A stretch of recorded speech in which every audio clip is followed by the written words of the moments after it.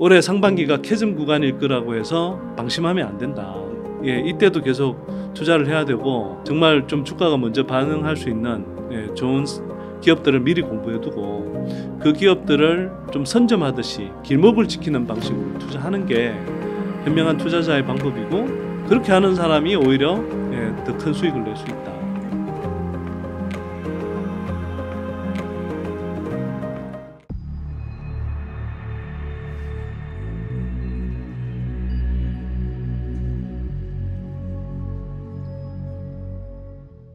평소에 산업을 많이 공부해 두시면 이런 흐름들이 어느 정도 보이고요. 근데 주가는 너무 착하게 싸게 나와 있는 상태고 이게 여기서 그래서 이러면 이때가 이제 저희형 고수익 구간인 거죠.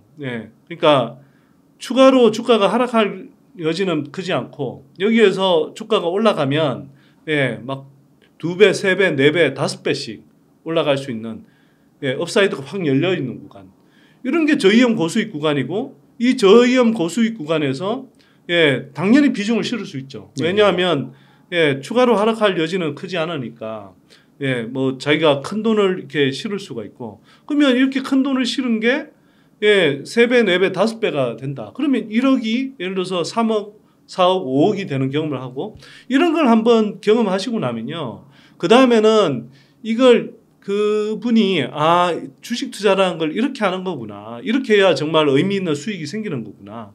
이 경험들을 누적해 가시면 그분은 5년, 10년 정도 지나면 정말 노후 정도는 아무런 걱정하지 않아도 될 만큼 사실 큰 부자가 될 수가 있어요. 그래서 이걸 깨우치셔야 되는데 질문부터가 무슨 반도체도 가고 뭐도 갔는데 그 사이 2차 전지 좋다고 해서 계속 눌러 앉아 있었더니 기회비용 엄청나게 발생했다. 그건요. 정말 그런 소리 하는 사람들은 비겁하기도 하고 정말 스스로 나는 못난이 이렇게 인정하는 겁니다. 그런 답답한 소리 좀 하지 마세요. 네, 진짜 25년, 26년에 이제 빅뱅 폭발이 있으면은 그게 진짜 선반영이 돼서 24년에 진짜 언제든지 주가 이렇게 급등락이 이루어질 수도 있겠네요. 지금 저는 엔캠이 들어가기에 만만하다고 생각하는 구간은 당연히 아니지만 그리고 신규 매수자들은 그러니까 진입하는데 이제 좀 주의하셔야 되는 구간이라고 생각은 하지만 그럼에도 불구하고 엔캠을 예를 들면 25년, 26년 이럴 때 빅뱅 폭발할 거라는 게 보이고 그 중에서도 가장 수혜가 뚜렷하게 보이는 기업이기 때문에 사실 주가가 많이 오른 거거든요. 오늘자 어떤 한 경제지 기사를 보니까 무슨 지난해 에코프로처럼 무슨 실체도 없이 오른 것처럼 막 이렇게 떠들어놨던데 정말 아무것도 모르고 막 쓰고 있다는 이런 생각이 좀 들더라고요. 그 엔캠이 급등하긴 했으나 엔캠이 급등한 이유가 있습니다. 근거가 있습니다. 왜냐 지난해 연간 기준으로 매출이 4,500억 정도밖에 안 되거든요. 근데 25년 내년 정도 되면 회사 계획은 3조 6천억. 그 다음에 25년 가면 26년 가면 5조 4천억 정도 매출을 올릴 수 있다고 회사는 보고 있거든요. 이게 물론 회사 목표만큼 안 될 수 있는데 그게 근데 허황된 이야기가 아닌 게 이미 그 기존에 이제 중국의 틴치, 캡캠 이런 회사들이 공급하던 전해액을 이미 이제 그 LG엔솔하고 GM의 합작사인 그 북미 얼티엄 셀즈 1공장 그 다음에 2공장까지 그 엔캠이 거의 다 엔캠 물량으로 지금 대체되고 있거든요. 거기다가 그 지난해부터 이제 엔캠이 이제 그렇게 이야기를 했는데 글로벌 1등 전기차 업체 그게 글로벌 1등 전기차 업체라 그러면 누가 몰라요. 다 테슬라인 줄 알지. 어쨌거나 회사는 그렇게 표현하는데 그 글로벌 1등 전기차 업체에도 이제 그 전에 공급할 가능성이 높거든요. 근데 그게 지난해 말부터 이제 영업을 하고 있다고 그랬었고 협의하고 있다고 했으니까 실제로는 지금 아마 공급하고 있는지도 모릅니다. 실제로는 그걸 공시를 안 했을 뿐이지. 전액은 지금 이게 양극재 같은 경우는 워낙 이제 그 중장기적으로 이제 확보를 해야 되고 또 한편으로는 이제 물량을 확보해야 되니까 그 중장기 공급 계약을 하는 장기 공급 계약이라는 걸 맺고 이제 그렇게 공시를 하는데 전액 같은 소재는 사실 그때그때 필요할 때마다 이렇게 좀 조달하는 식이기 때문에 장기 공급 계약 형태로 안 나오거든요. 네. 뭐 내면 좋은데 그 뭐 그렇게 안 하고도 충분히 이제 공급을 받으니까 배터리 셀러 입장에서는. 근데 제가 뭐 확인한 바로는 지금 이미 국내 전액 업체들이 그 배터리 3사에 그 중국 물량들을 지금 다 밀어내고 있어요 이미. 그리고 다 공급하고 있다는 뜻이에요. 네. 그 흐름에 따라서 지금 이제 뭐 25년, 26년에 배터리 셀 업체들이 그 북미의 생산 캐파를 증설을 해야 되는 규모가 이미 정해져 있지 않습니까? 그 물량만큼 들어가면 엔캠이 그 정도 그 매출을 기록할 수 있다라고 이제 그 목표치를 잡는 건데 이 목표치가 허황된 게 아니라니까요. 근데 그 경제지 기사 같은 경우는 아무런 근거도 없이 막 이제 그냥 뭐 개인 투자자들이 뭐 유튜브 누구가 뭐 띄워서 이렇게 막 주가가 오른 것처럼 이렇게 표현해놨는데 제가 보기에는 정말 헛소리입니다. 그거. 진짜 무식한 기사이고요. 25년, 26년 빅뱅 폭발이 일어나면 그걸 그때 일어나기 전에 선반영해서 맞아요. 오르는 주가가 오를 가능성들이 상당히 있다. 그렇기 때문에 제가 아까 말씀드렸지만 올해 상반기가 캐즘 구간일 거라고 해서 방심하면 안 된다. 이때도 계속 투자를 해야 되고 정말 좀 주가가 먼저 반응할 수 있는 좋은 기업들을 미리 공부해두고 그 기업들을 좀 선점하듯이 길목을 지키는 방식으로 투자하는 게 현명한 투자자의 방법이고 그렇게 하는 사람이 오히려 더 큰 수익을 낼 수 있다. 이렇게 강조하는 겁니다. 그 2차 전지 투자를 좀 강조해 오셨던 분들 중에서 엔캠이 너무 급등하다 보니까 엔캠을 좀 팔아가지고 오히려 좀 소외된 뭐 양극재나 지주사나 리튬 관련 기업들 이런 거에 투자하는 거를 또 얘기하기도 하시더라고요. 현 시점에서 뭐 그렇게 한다고 해서 뭐 그게 잘못된 방법이라고 저는 생각하지는 않습니다. 그런데 뭐 어쨌거나 이제 뭐 올해 저로서는 그 이미 이제 주가가 상당 부분 그걸 반영한 측면도 있습니다만 여전히 올해 그 실적이라는 측면에서 보면 가장 증가폭이 클 뭐 2차전지 내 섹터로 따진다면 저는 전해액 쪽이라고 생각하고요. 아니 그럴 수밖에 없는 게 아까 말씀드렸잖아요. 엔캠 같은 경우는 뭐 올해를 좀 따지긴 좀 그런데 올해도 뭐 아마 뭐 매출 기준으로 한 몇 배가 늘어날 겁니다. 그런데 지난해 4,500억 하던 게 내년에 3조 6천억, 뭐 내후년에 5조 4천억까지 이렇게 내다보고 있을 정도면 23년 대비해서 26년은 그러면 11배 정도 성장한다는 거잖아요. 그렇죠. 이런 섹터가 어디 있습니까? 반도체 중에 그런 섹터가 있나요? 그러니까 그런 평균적으로 그런 기업이 잘 나오나요? 어려울 것 같아요. 어려울걸요 아마. 그러니까 엔캠 같은 경우는 보세요.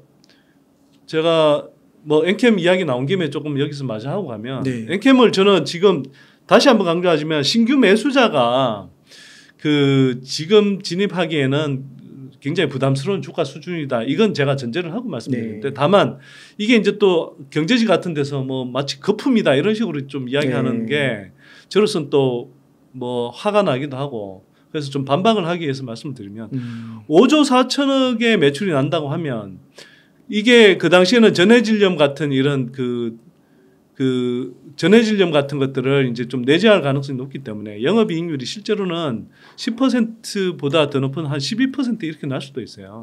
그런데 그냥 10%만 잡아도 영업이익이 5,400억 나는 거거든요.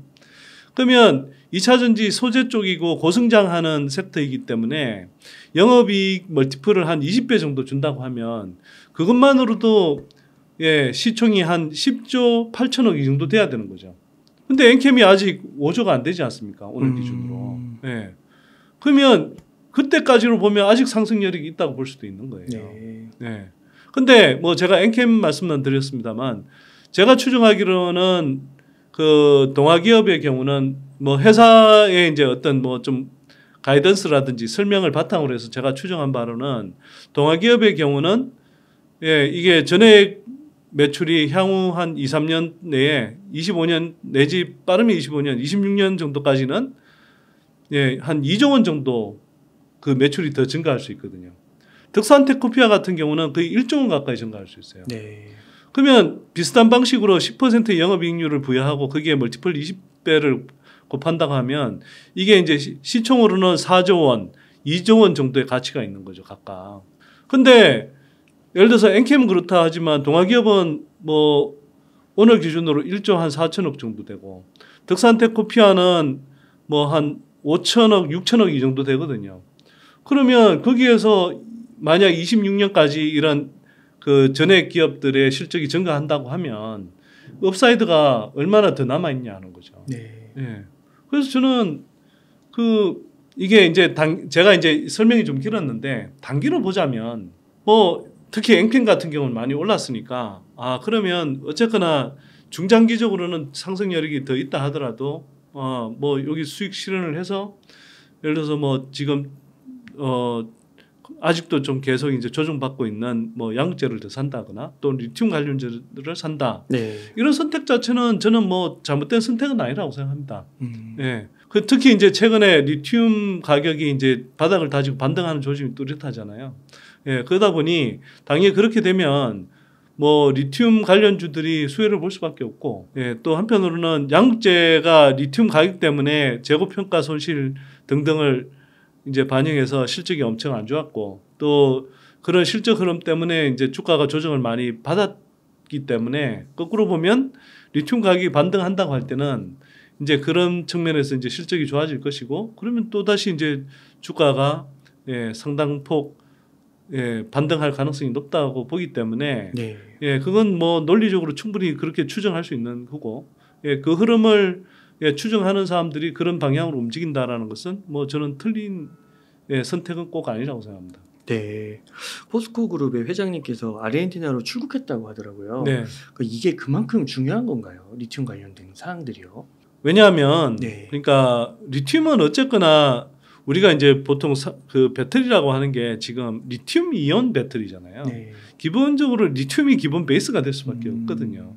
그러면 리튬이라는 것이 뭐 어쨌거나 가장 그 베이스가 되는 광물이고 그만큼 또 어쨌거나 비용 측면에서도 중요한 광물이기 때문에 그 리튬을 이제 안정적으로 확보하는 것이 매우 중요하고 더구나 25년, 26년 빅뱅 폭발을 앞두고 이 리튬 수요가 급격하게 증가할 수밖에 없거든요. 네. 이에 대해서 지금 IRA 그 규정에 따라서 이 기존에 이제 리튬을 공급받던 그 물론 이제 뭐 남미 쪽에서 남미의 염호라든지 또는 호주의 이제 광산 이런 데서 이제 리튬이 주로 이제 그 뭐 채굴돼서 그걸 이제 중국에서 이제 갖고 와서 뭐 정제련하고 해서 이제 뭐 가공해서 공급받는 시기이긴 하지만 어쨌거나 이제 중국에서 리튬을 대부분 공급받은 거죠. 근데 이게 IRA 규정에 따라서 가면 갈수록 이제 이걸 그 중국이 아닌 다른 지역에서 특히 미국의 이제 FTA 체결국들을 비롯한 우호국에서 이제 공급을 받아야 되는 상황이잖아요. 그런 측면에서 보면 이제 리튬 공급은 늘 안정적으로 확보하는 것이 중요하고 앞으로 그리고 이제 빅뱅 폭발을 향해서 갈 때 수요는 계속 늘어날 것이 뻔해 보이고 그런 상황에서 중국을 배제한 그 공급망을 확보해야 된다. 그런 측면에서는 당연히 이제 그만큼 그 확보를 해야 되기 때문에 중요하기 때문에 그렇게 달려간 거라고 봐야죠. 트럼프 이슈를 하나 여쭙고 싶은데 트럼프가 이제 대통령이 될 가능성이 되게 높아 보이긴 하는데 보면은 이제 그 전기차나 그러면은 그런 쪽에 뭐 호재성 발언은 아니잖아요. 오히려 악재에 이제 가깝고 막 다 갈아엎을 것처럼 얘기하기도 하고요.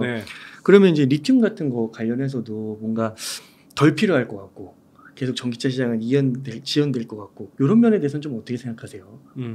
일단 저는 뭐 트럼프가 될 거라는 거에 대해서 아직 속단하기 되게 이른 시기라고 생각하고요. 왜냐하면 그 뭐 트럼프에 비해서 바이든이 아직 본격적인 선거 운동에 나서지 않은 국면이라고 좀 볼 수 있을 것 같고요. 그다음에 트럼프는 일단 뭐 지금 계속 나오지만 뭐 민사 소송에서 져서 이렇게 뭐 엄청난 벌금을 물어야 되는 그 소송 리스크들이 굉장히 많고 뭐 지금 걸려 있는 소송 건수만 해도 어마어마하다고 그러죠. 예. 그래서 뭐 그런 이슈들이 이제 충분히 부각될 수 있다라는 걸 좀 감안해야 되고요.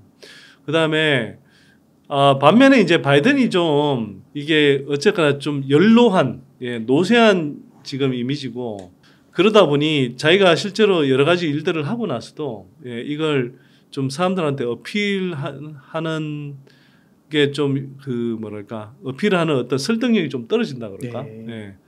뭐 그러다 보니 사실은 이제 그렇게 막 좀 생동감 있는 인기를 확보하지 못하고 있긴 한데 그러나 그 트럼프도 되게 리스크가 많다. 특히나 이게 그 지난 그 선거 때에 비해서 그 선거 자금 모집이 굉장히 하여튼 동력이 떨어진 걸로 나오거든요. 그러면 그만큼 이제 트럼프 지지자들도 결집력이 떨어져 있고 지지도가 떨어져 있다. 이건 이제 방증하는 거라고 보기 때문에 일단은 그 미 대선은 까봐야 안다. 저는 아직 그렇게 보고 있는 편이고요.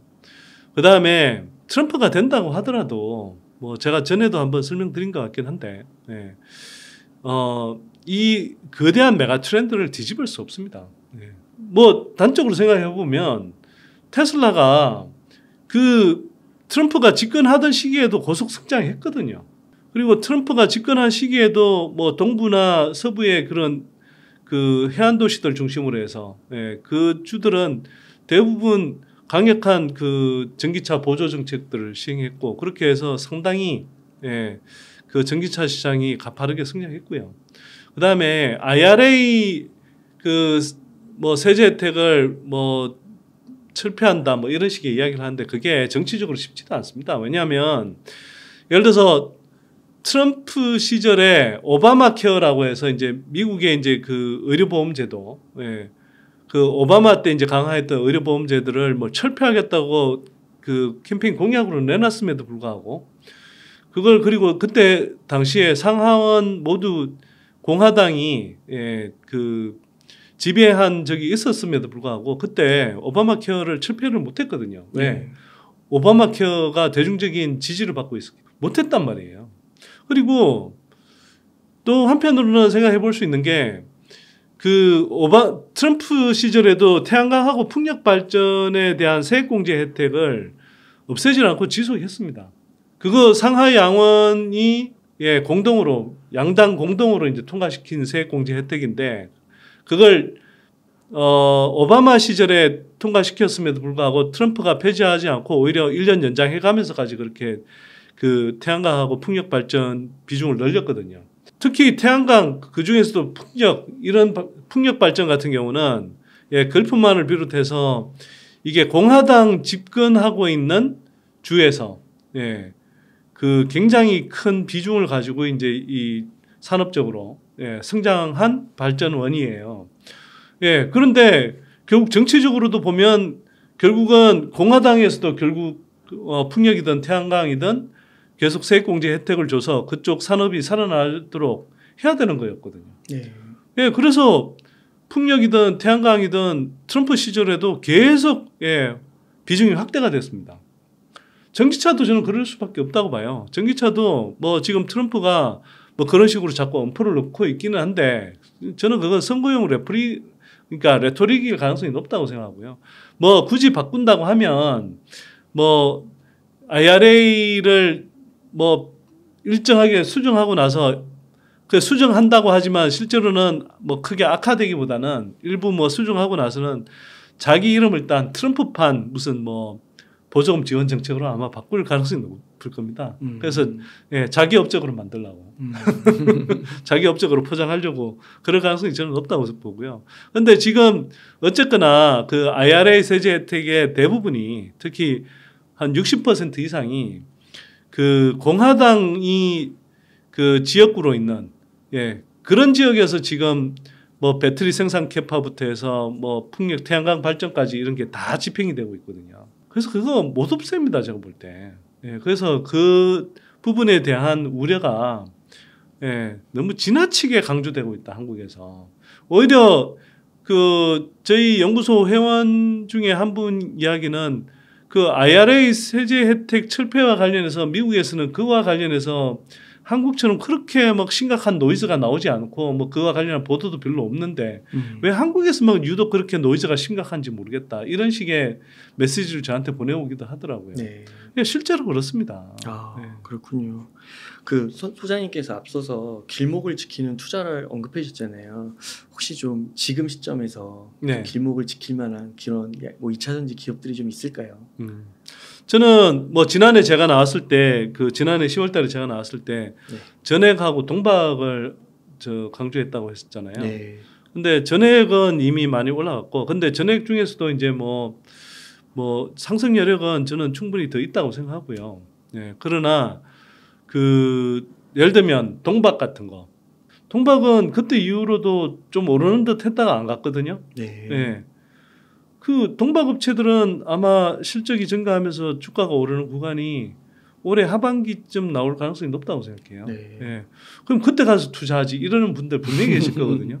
네. 근데 제가 그런 분들을 위해서 말씀을 드립니다. 네. 그게 주가가 꼭 언제 오를 거라고 누가 예단할 수 있습니까? 제가 모멘텀은 하반기 쪽으로 갈수록 이제 그와 관련된 뭐 이제 모멘텀이 발생할 수 있어서 그렇다라고 말씀을 드리지만 주가는 선반영을 하는데 선반영이 언제 일어날지 모르는 거죠. 네. 제가 전액 강조했을 때 전액은 제가 지난해 한 10월쯤부터 제가 뭐 저희 선대인 TV에서도 강조하고 했었는데 그때도 뭐 일부에서 그러더라고요. 아니 뭐 빅뱅 폭발 이야기하면 빅뱅 폭발에 이제 수혜를 받을 거다 막 이런 이야기를 하면 아니 그럼 빅뱅 폭발 일어날 때 그때 가서 투자하지. 제가 그때도 그랬죠. 그리고 그때 저는 정확하게 전액을 염두에 두고 말씀을 드렸는데 아니 빅뱅 폭발 하게 되면 그때는 이미 주가 다 올라 있을 거다. 그런데 뭐 이렇게 알려줘도 못 먹으면 할 수 없고 네.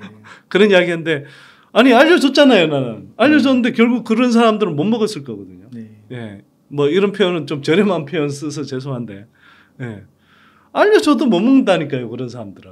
네. 그러면 지금 보세요. 동박을 제가 말씀을 드리잖아요. 예. 동박을 제가 볼 때는 지금 길목을 지키는 투자 관점에서 투자하기 좋은 구간이라고 생각합니다. 지금 예를 들어서 뭐 아직 동박 실적 본격적으로 회복되는 느낌이 아니죠. 예. 그리고 아직 상반기까지는 좀 뭐 예를 들면 SKC든 롯데에너지 머티리얼즈든 말레이시아에 이제 좀 싼 전기료를 이용한 그런 대규모 동박 공장을 이제 가동한다고는 하는데 그게 이제 뭐 아직 풀 가동 단계가 아니고 하기 때문에 실적으로 이제 본격적으로 반영되는 기간은 조금 더 걸릴 거예요. 그러다 보면 아직 상반기에는 의미 있게 이제 그렇게 실적이 회복되는 모습이 아닐 거거든요. 네. 예.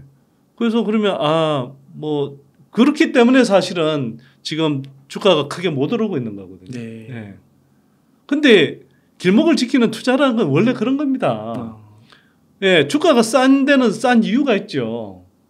그러면 실적도 막 잘 나고 진짜 막 고속 성장하는데 주가가 그대로 있을까 봐요. 근데 지금 실적이 잘 안 나지만 하반기로 갈수록 실적이 본격적으로 성장할 구간으로 접어들 것 같다. 그러면 상반기에 그래서 지금 뭐 실적이 안 좋다 어떻다 이런 노이즈들이 자꾸 나올 때 네. 그것 때문에 주가가 조정받고 있는 거죠. 그러면 그럴 때 그냥 비중을 실어서 사두면 되는 거잖아요.